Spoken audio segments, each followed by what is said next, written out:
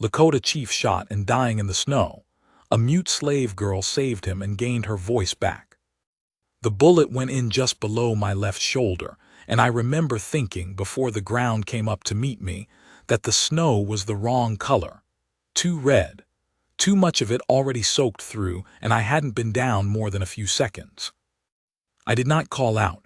There was nobody to call to. The men who shot me, 3 of them, maybe 4, I never got a clean look, were already riding east. I heard the hooves go hollow across the frozen creek bed, then nothing. Just the wind moving through the pines above me, that low sound they make when a storm is building. The sky had gone the color of iron. Late afternoon, maybe. Hard to say. The pain had not arrived yet, and that worried me more than anything. Pain means the body is still deciding. No pain means it has already decided. I had been riding alone for 6 days. My name is Chayton. In the language of my mother's people, it means falcon. I was 43 years old that winter, and I had been a chief of the Oglala Lakota since I was 29, and for the last 3 of those years I had been a man who led nothing, owned nothing, and was trusted by no one except a painted mare named Sungilla, who was, by the time the men shot me off her back, already gone. Spooked. I could not blame her. I am going to tell you what happened in the days after that, and I am not going to make it neat. It was not neat. There are pieces of it I don't carry in the right order anymore. Fever does that, pulls time loose from its nails, and I'll tell it the way I actually hold it, which is in fragments, some of them clear and some of them dim, circling one thing at the center. The girl. Her name was Wren. That is what she told me later in her own way. That is how I'll call her. I did not know she existed when I hit the ground. What I knew in those first minutes was the cold.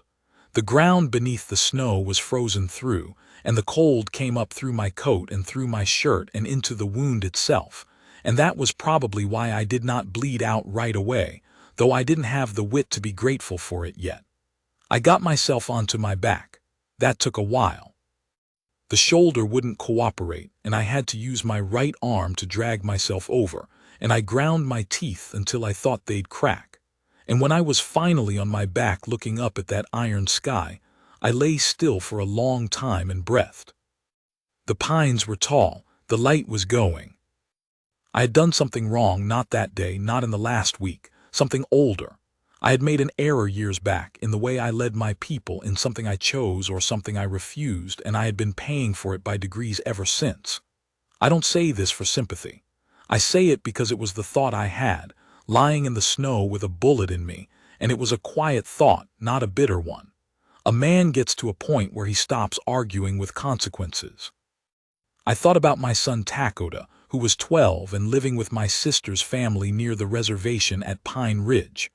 I thought about whether he would hear that his father died alone in the snow somewhere in the Powder River country, and whether it would make him careful or reckless.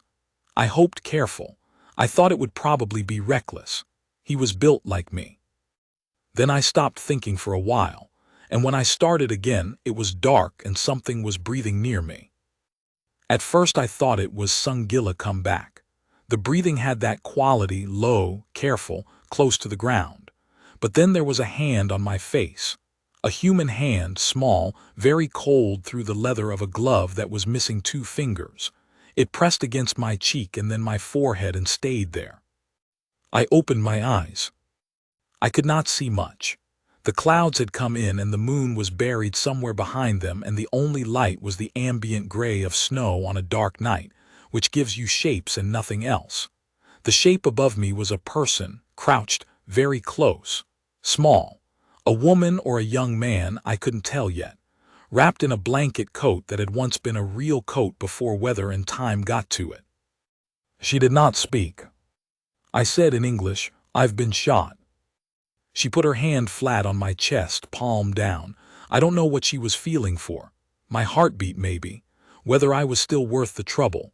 Then she stood and disappeared, and I thought, well, that's that. Come back in the spring and find my bones. But she came back. She had a travois, a rough thing, 2 poles and a piece of hide lashed between them, and she dragged it right up next to me and then crouched and looked at me for a moment, and I understood she was waiting to see if I could help her. I couldn't much. I got my right arm under me and pushed, and she grabbed the back of my coat with both fists and pulled.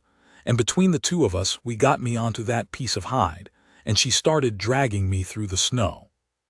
I lost time after that. There are things I know from being told later, things I reconstructed from the evidence of the room when I finally came to myself, and things I actually remember in fragments. I'll try to keep them separate, but I'm not sure I always can. What I know from evidence: she had a camp, not a cabin. A dugout really carved into the bank of a dry creek, roofed with branches and sod, small enough that the body heat of 2 people could hold it against the cold. She had a fire, low and controlled, fed with wood she'd clearly been gathering for weeks. She had food: jerky, dried berries, something made from cornmeal that she cooked in an old tin pan. She had a tin cup and a water skin. She had a folded Hudson's Bay blanket, cleaner than everything else she owned, which told me it mattered to her. She covered me with it. She dug the bullet out herself with a knife she'd heated in the fire. I was not conscious for that part. She packed the wound with something, moss, maybe, or dried herbs, I still don't know what, and wrapped it tight with strips of cloth that looked like they'd come from a shirt. Then she waited. The fever came in on the 2nd day and held me for 4. What I actually remember from the fever: her face appearing and disappearing, the cup at my mouth, the weight of her hand on my forehead. Once in the middle of the night, or what felt like the middle of the night, she lay down next to me, not in any way except warmth, pressing her back against my side because I was shaking too hard to sleep and she was trying to stop it. I remember the weight of her, the steadiness of it. I remember thinking, in whatever part of my mind was still working, she is not afraid of me. That mattered. I'll explain why in a moment. When the fever broke, I was weak enough that lifting my right arm to reach the cup she held out took effort I had to think about. She watched me drink. She had brown eyes, darker than mine, and she was, I guessed then, and never changed my guess, somewhere around 22 or 23 years old. Her face was thin, the kind of thin that comes from months of not enough, but the bones under it were strong. Her hair was black and needed attention. She had a scar along her jaw, an old one, healed white, that ran from just below her ear to her chin. She did not speak. She had not spoken once in all the days she'd been tending me. I asked her name, and she looked at me and said nothing. I asked if she spoke English, and she looked at me the same way. I asked if she spoke Lakota, and then she looked away, which I took to mean she understood something. Not that she couldn't speak Lakota, that she was choosing not to, or couldn't, or something in between. I tried Cheyenne, nothing. Arapaho, nothing. I lay back and stared at the low dirt ceiling, which was maybe 2 feet above my face, and thought about this, about her. She was not Lakota, not Arapaho, not Cheyenne. She was not white, not fully. There was enough of something else in her face that I couldn't place her, and I have known enough people of mixed blood to know not to guess. She was alone out here, in winter, in a camp she had built herself. She had a travois. She had medicine knowledge, some of it enough to clean and pack a bullet wound and not lose the patient. She did not speak. I asked as directly as I knew how, "Can you speak?" She looked at me for a long moment. Then she touched her throat and shook her head once. I nodded. I didn't say anything else about it. I need to tell you a few things about who I was, before I can tell you what happened between Ren and me, because the one doesn't make sense without the other. I had been a chief of the Oglala Lakota. I had been, for a time, a man my people trusted with their lives, not just in the ceremonial way, not just the speaking at council's way, but the actual way. The way that meant when things went bad, which they did, regularly and hard, people looked at me expecting me to know what to do. I was not always right. Nobody is, but I was good at it for a long time. What ended it was not a battle.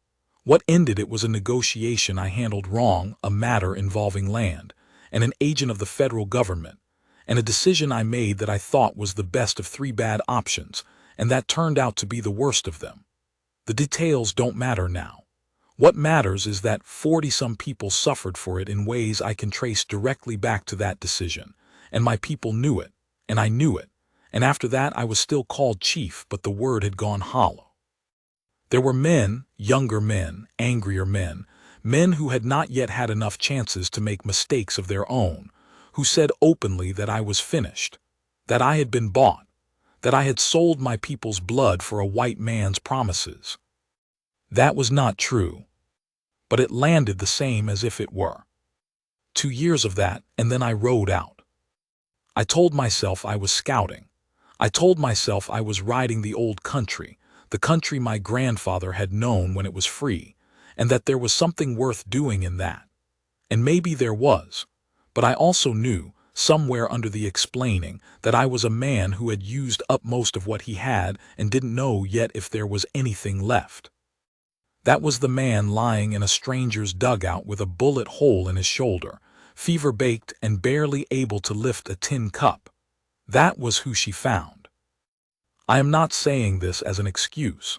I am saying it because I think she knew something was broken in me beyond the wound, and she chose to stay anyway, and that means something that I can't fully account for. On the 6th day I was well enough to sit up without help, and she brought me a bowl of something hot, broth, thin, with small pieces of dried meat floating in it, and she sat across from me on the far side of the fire and watched me eat. I had been thinking about her, about what I knew and didn't know. I knew she could hear. She responded to sound, the wind shifting, a branch settling on the roof, my voice. She was not deaf. The silence was chosen or imposed or both. I knew she had been somewhere else before here. The blanket coat was made from a real coat, cut and resewn, and the original coat had been a woman's coat, fitted with small buttons, the kind that came from a store. She had been somewhere with stores. The tin cup had a name scratched into the bottom that wasn't hers, a man's name, 3 letters. She'd taken it or been given it or found it. I knew she'd been hurt. The scar. The way she held herself when she thought I might reach toward her, not cowering, not flinching, but watchful, alert in the way of something that has learned that alertness is necessary. I said, I'm not going to ask you questions you don't want to answer. I just want you to know I'm grateful. What you did getting me in here, digging the bullet out, I shook my head. A lot of people would have left me. She looked at me and then looked down at the fire. I said, I'm Chayton, Oglala Lakota. She looked up, something moved in her face, not much but something. I said, you already knew that probably. The corner of her mouth shifted, not a smile, something in the direction of one. I said, I'll be honest with you. I've been riding alone for 6 days because there's no particular place I need to be, nobody expecting me anywhere. The men who shot me, I paused and thought about how to say this. They probably thought they were shooting a problem. They weren't entirely wrong. She looked at me steadily when I said that, not with pity, with attention. I said, you can tell me to leave as soon as I'm able to ride. I won't take offense. She shook her head, once no. I said, you want me to stay. She held my eyes for a moment and then looked back at the fire, and that was that. We ate in silence, and outside the wind picked up and the storm that had been building for 2 days finally arrived and threw itself against the roof of that little dugout, and neither of us moved. She had been there since late September.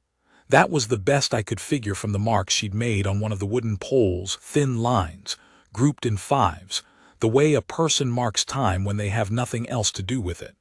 It was now mid-December, almost 3 months, alone, in a dugout on the frozen bank of a dry creek in the Powder River country. I did not know then what had brought her there. She couldn't tell me and I didn't push. What I could see was how she lived. She was good at it, better than most people I'd known, white or Lakota or otherwise.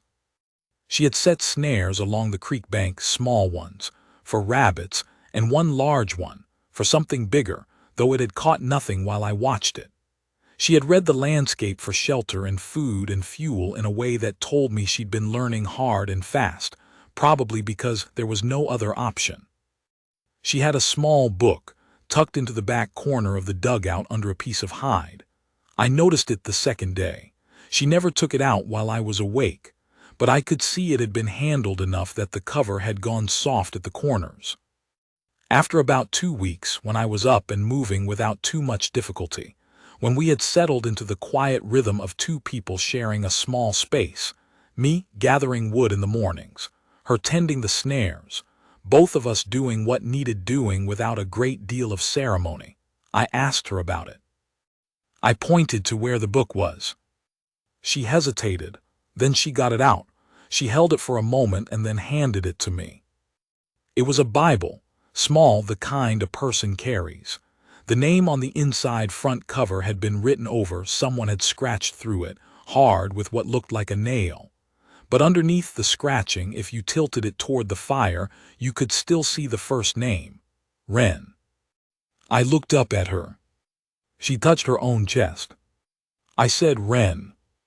She closed her eyes for just a second, the way a person does when they hear something they haven't heard in a long time. I said, that's a good name. She took the Bible back and held it in both hands for a moment, and then put it back in the corner. I'll tell you how I think she lost her voice, though I'm working from fragments she gave me over the following weeks. Not in words, in other ways. The scar. The way she reacted to certain sounds. Once in early January, we heard horses on the ridge above and she went absolutely still, stopped breathing for a moment, her eyes fixed on the entry to the dugout, and I saw in that half-second what had been done to her, or at least the shape of it. Someone had owned her. Not in the legal way, the war had been over for 15 years, but in the practiced way that doesn't need law. She had been held somewhere by someone, for long enough that the silence had become a kind of armor. Her own voice had been taken from her, or she had given it up as the price of surviving somewhere, and she had been carrying that silence like a stone ever since. She had run in September, or been driven out, which amounts to the same thing when you get far enough from wherever it started. She ended up in the Powder River country with a blanket coat and a Bible and a tin cup with someone else's name on it, and she built herself a place to survive the winter. And then one night she found a dying Lakota chief in the snow and dragged him home. I have thought about that choice many times since, about what it cost her, about why she made it. I think she recognized something. I think she looked at me, broken and bleeding, already half gone, and she saw a creature that needed help and was not going to ask for it. And something in her, some part that hadn't been taken yet, answered that. I did not know then that she was saving herself too. The winter deepened. The creek stayed frozen and the snares kept working, and I got strong enough to hunt, which I hadn't been able to do in December, and we ate better. I took a deer in late January, a good clean shot at about 80 yards with the rifle I'd managed to keep through everything. An old Winchester, the bluing worn off most of the barrel, the stock cracked near the grip and wrapped with rawhide, and when I dragged it back to camp and Wren saw it, she put both hands over her mouth. She made a sound, a small one, involuntary, surprised out of her, not a word, but a sound. She looked startled by herself. Her hands came down and she looked at me and I looked at her, and neither of us said anything. I got to work on the deer. After a while she came over and crouched beside me and started helping, and she knew what she was doing, and we worked in the comfortable quiet that had become our normal, and I did not mention what she'd done. But I noticed, and I think she knew I noticed, and I think that was part of it. I am going to try to explain something that is difficult to explain, which is what it felt like to be needed again. I had not been useful to anyone in 3 years, not in the way I mean. I had been present, I had survived, I had occupied space. But there is a kind of usefulness that is specific to a man who has built his whole life around the ability to do things well, to read country, to lead people, to make decisions in hard moments. And when that usefulness is taken away, or when you give it up because you've made a mistake too costly to walk back from, something goes out in you that is hard to name and harder to get back. With Wren, I was needed from the first day. I was well enough to do anything. She had been carrying all of it alone. The wood, the snares, the watching, the constant vigilance of someone who knows that the cold or the hunger or the men on the ridge could come for her at any time and that she has only herself to stop them. When I came back to myself enough to take on half of it, she let me. She didn't make a ceremony of it. She just adjusted, the way practical people do, and included me in the work. That sounds small. It was not small. There was a morning, I remember this one clearly, when she came back from the snares with 2 rabbits and found me outside the dugout, working on a better windbreak for the entrance with some branches I'd dragged down from the ridge. She stopped and looked at what I was doing. She walked around it, checked the angles, bent down and tested one of the supports. Then she stood up and looked at me and nodded once. Clearly.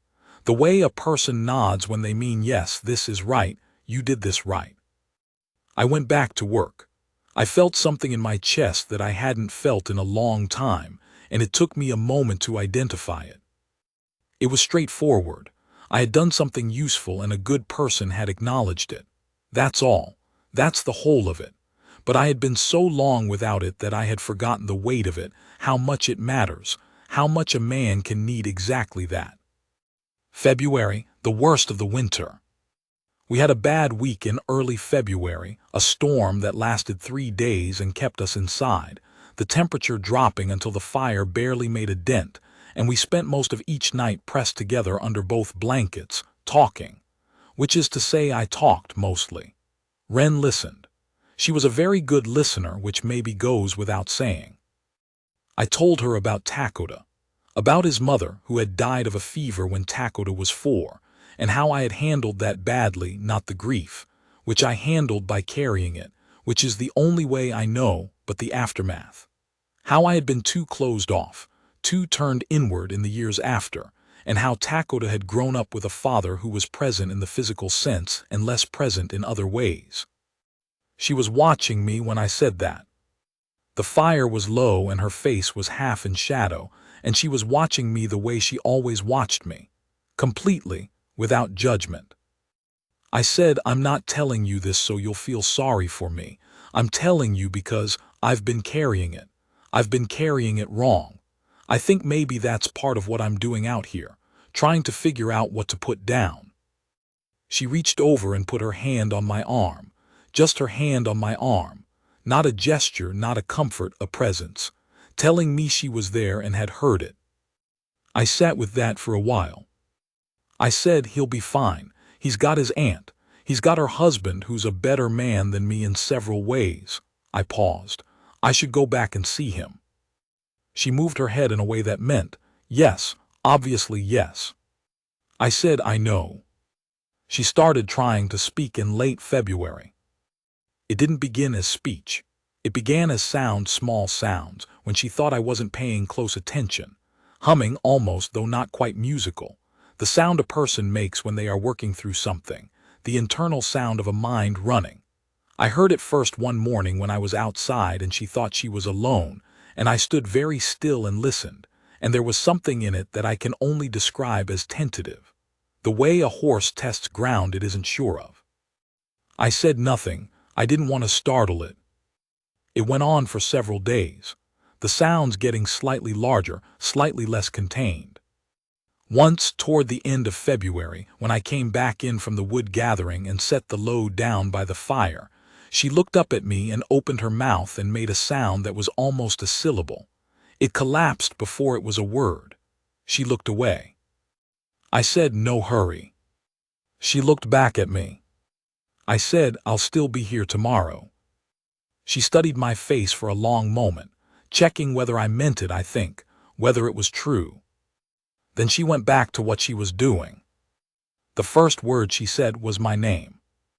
It was a morning in early March, the light different, the first real light of a winter that was finally considering ending, slanted through the gap in the dugout entrance and lying across the dirt floor in a stripe the color of old honey.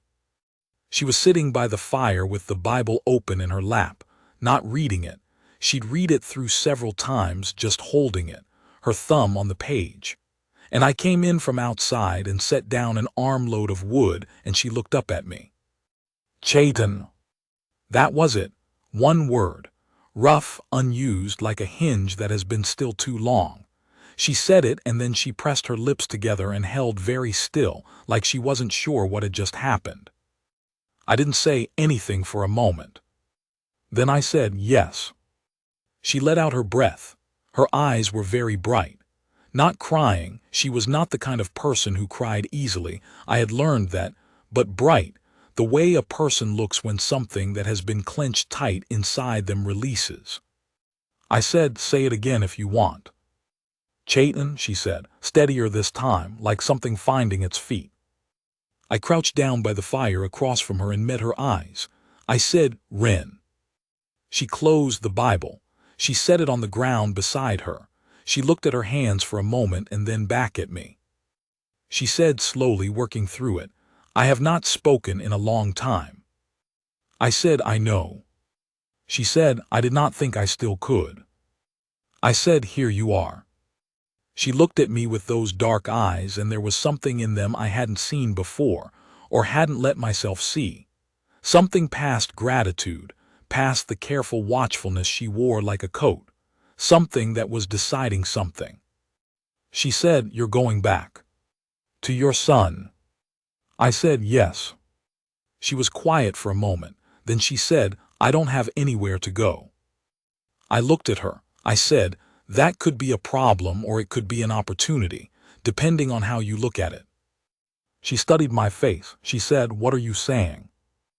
I said, I'm saying I'm a man who made bad decisions and then ran from them, and I need to go back and stand in front of my son and tell him that, and try to be worth knowing again. And I am saying that if you wanted to come with me while I did that, I wouldn't tell you to stay. She sat with that for a while. The fire shifted.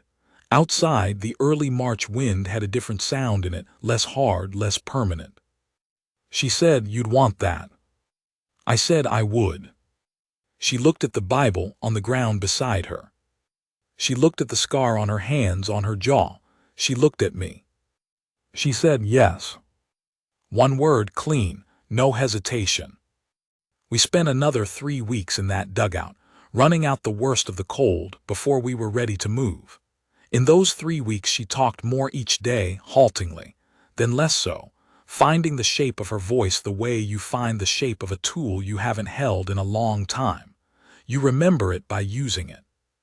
She told me about where she'd been, not all of it, not at once, and not ever in the way of a formal account, just pieces of it that came loose when they needed to, and I listened without trying to fit it into a pattern I already knew.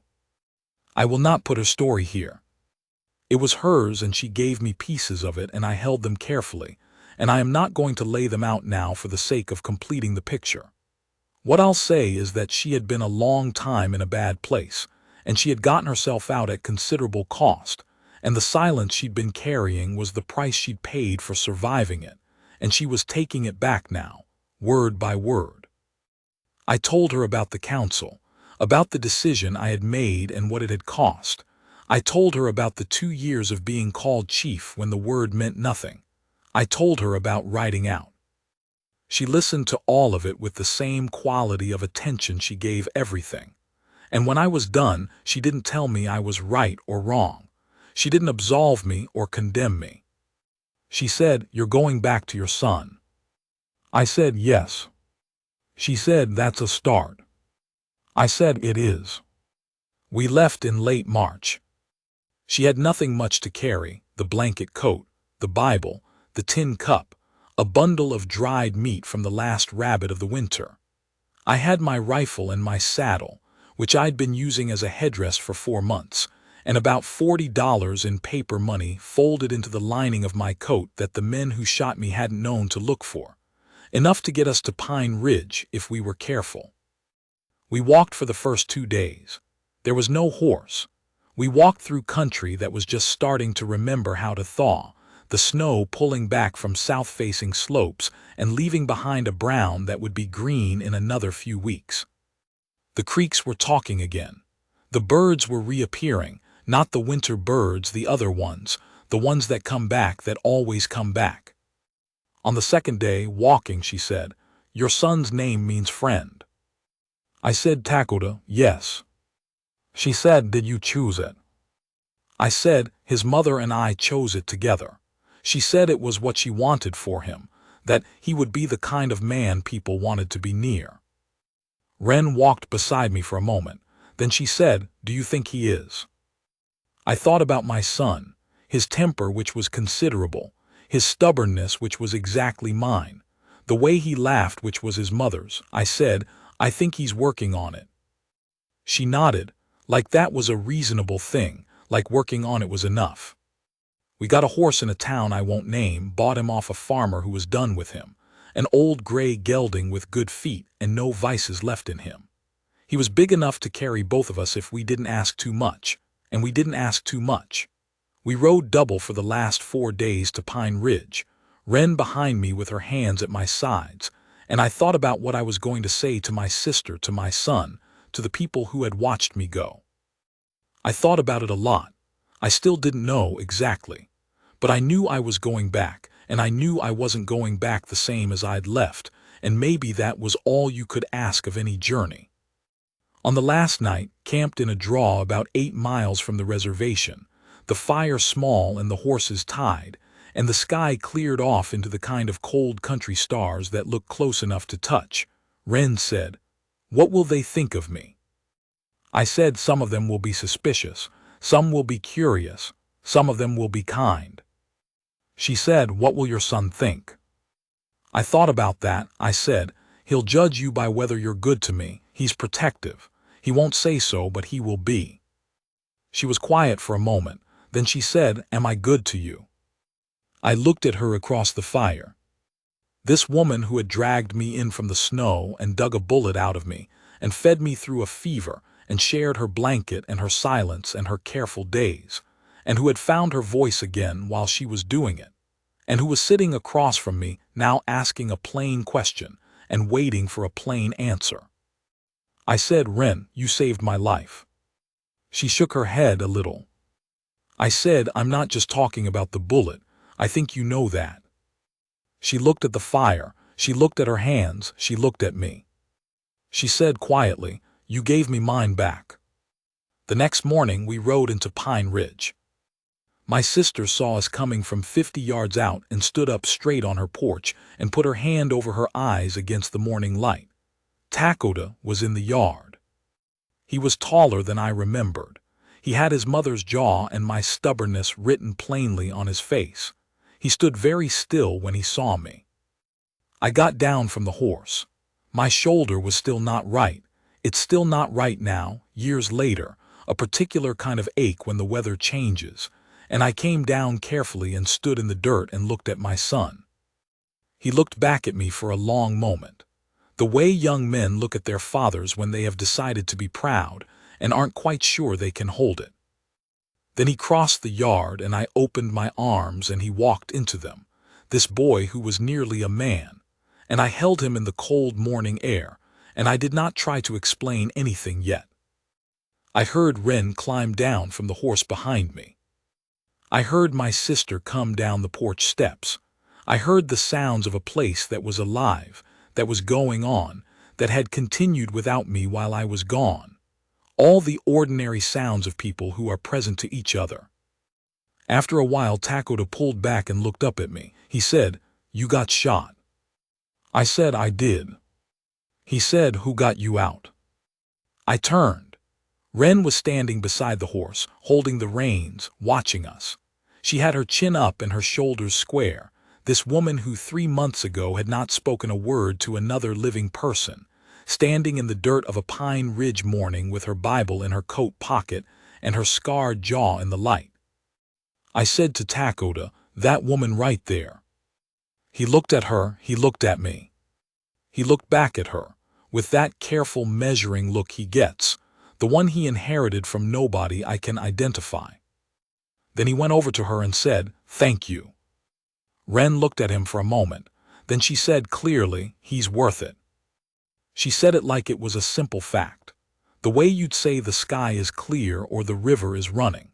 She looked at me when she said it, across the yard in the early morning light, and I stood there in the dirt with my broken shoulder and my 3-year-old disgrace and my son at her side, and I held her eyes, and I did not say anything. I didn't need to. The old gray gelding turned his head and blew through his nose. Behind us, my sister said something to her husband in a low voice. The cold morning went on, the sky going pale and wide above the plain, the way it does out here, the way it always has. I walked across the yard toward her. "That's the whole of it,"